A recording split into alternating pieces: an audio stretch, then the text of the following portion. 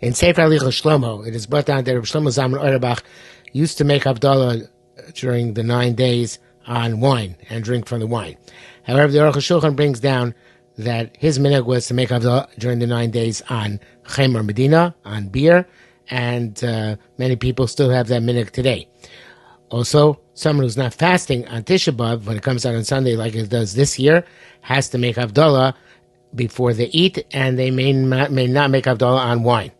So they have to use Cheimar Medinah, which is considered a beverage which is served to guests in that location. Rabbi Shlomo Zalman says that soda of all sorts, or as it's called in certain places, pop, is not considered to be Cheimar Medinah because it is just water with a little bit of taste added onto it. He considers beer, whether alcoholic or non-alcoholic, to be Cheimar Medinah, although he says beer, which is alcoholic, is probably preferable. He says milk is only Cheimar Medinah if it's a shas of chak, because in many places milk is not considered to be something you serve to guests. In terms of coffee and tea, he says coffee and tea should be considered to be Cheimar Medinah because one does serve it to guests. However, it's very difficult to use it because there's a question of bracha achrona.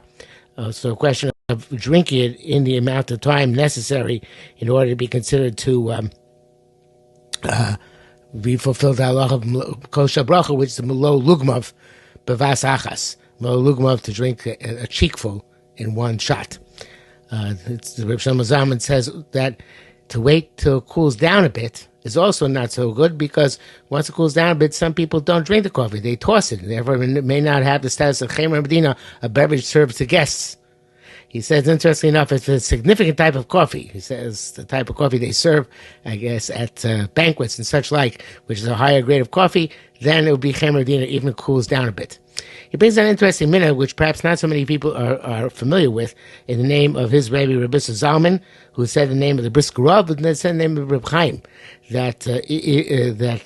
Reb Shlomo Zalman conducted himself this way, even though he told others to conduct themselves like the Mishnah Berurah, which was that even if he sipped the coffee or tea slowly, if he didn't have enough left at the end, as the Mishnah Berurah suggests, to drink a shir at the end in order to have a rebius in the proper amount of time, in order to make a bracha achrona, and kadesh rebius, he still would make a bracha achrona because of the svara that these things which are normally sipped, you make a bracha on them even if you sip. However, to other people, he would tell them to try to be back Mishnah Berurah. He himself would very often have 2 cups during a shir, one to sip slowly and one to drink quickly at the end in order to make the bracha achrona, according to the opinion of Mishnah Berurah.